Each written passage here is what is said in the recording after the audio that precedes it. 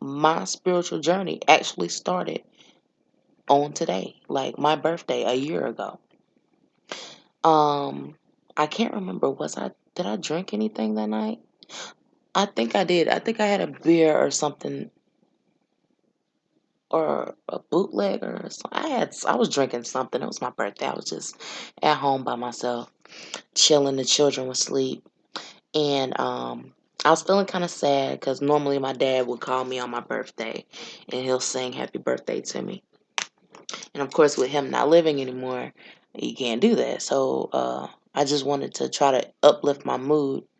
So I did the only thing I really knew how to do, and I've talked about this in my other videos. I um I watch comedy videos. I don't know why I decided to look up Paul Mooney.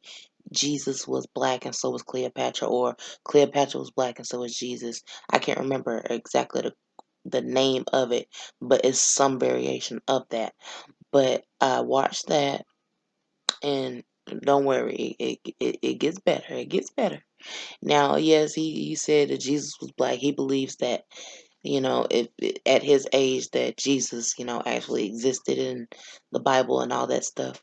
Yes, Cleopatra was most definitely black, but yeah, Jesus was not black or even a person, and I'm going to get to that next. So somehow, how YouTube real literally kicked itself in the foot with its suggestion videos, because while I was sleeping, videos were constantly playing on my laptop.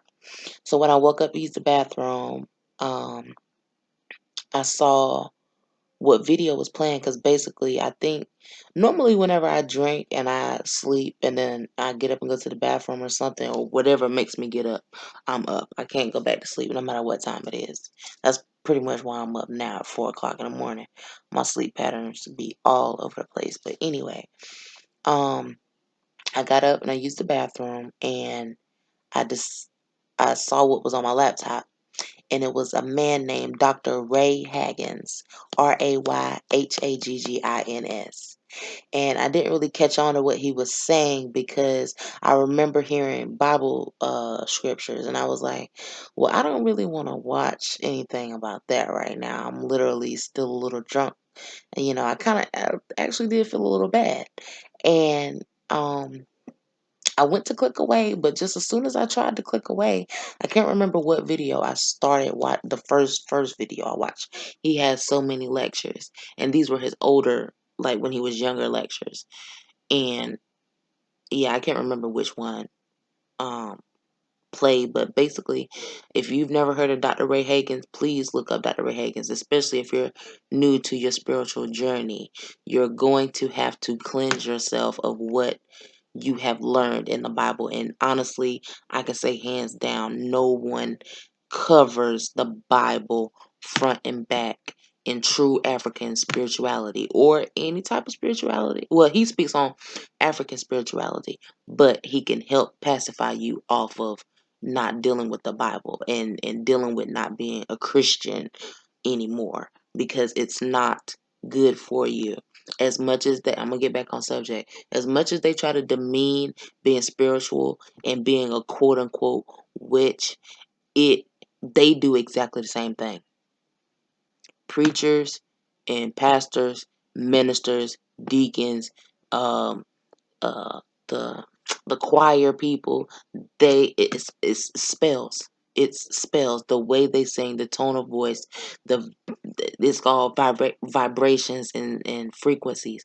If you ever notice, every time you go to a church, they give you a program.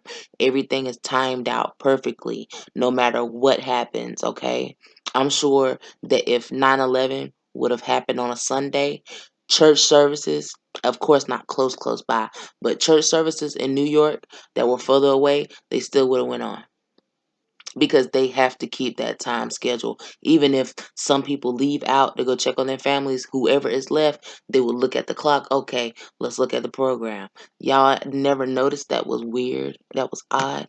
They keep a time schedule for a reason, because certain things happen at certain times of the day. Okay, that's why you don't eat all day when you're at church.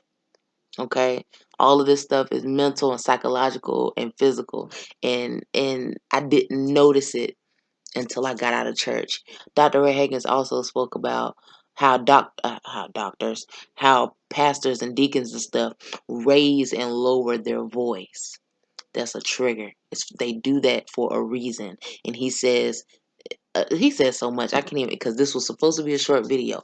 But my spiritual journey, after I heard Dr. Ray Higgins, and after Dr. Ray Higgins, I watched so many of his videos. I think I watched even more of his videos till the sun came up. Like when one went off, I watched another one.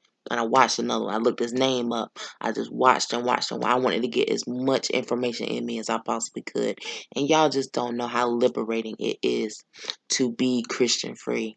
It is so less stress on me. I have never felt so free in my life. Am I telling you to go out and buy a black hat and put on black lipstick? No, that's not what I'm telling you. That's not about being spiritual. You know what spiritual is? Doing what the fuck you wanna do. I'm not saying hurt anybody. I'm not saying kill anybody, because also in a spiritual journey, you also learn discernment way better as a spiritual person than you do in the church. You really do.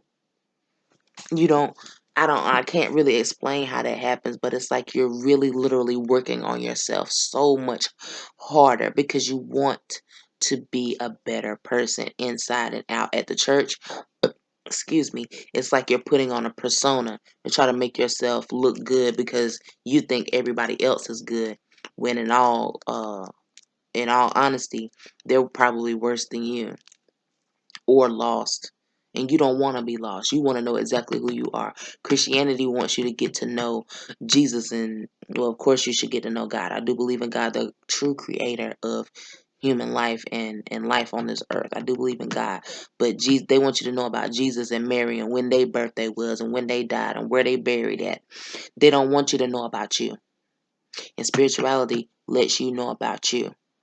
And I appreciate Conjure Queen for putting this out, because it's for real. Like, people try to get away from. I hate to make this video longer than what it needs to be, but I have a friend that I hadn't seen in years, and we went to church together. We went to the same church, family church, and honestly, I I met her when I was like 17 and started going to their church when I was like 17, and it's she and we were both, me, her twin sister, another guy, another girl, and another girl that was in a choir. All of us were literally pregnant around the same times. I have 2 children. The other girl, she has 3 children. The other sister, she has 4 children. I'm not quite sure about all the other ones, about how many they have, but we was all literally pregnant, or the dudes had a girl pregnant around the same time. I don't want to say it was because we were in the church, but it's just that energy. It's like I don't know if they felt like they needed more children to brainwash so they can brain. That's what it is. It's basically a pyramid scheme. Being a Christian is like a pyramid scheme. They got somebody at the top that's teaching the next person and the next person and the next person and the next person.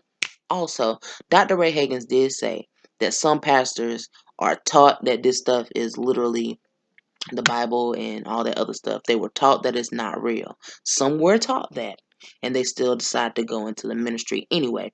And some were not taught that. Some people are self-taught, or their parents taught them, and vice versa. Their parents taught them and their parents taught them. So they didn't really have to go to college and none of that stuff. But if your pastor went to college or pastoral school, they know that it's not real. They're just doing it for the money. Okay? Free yourselves.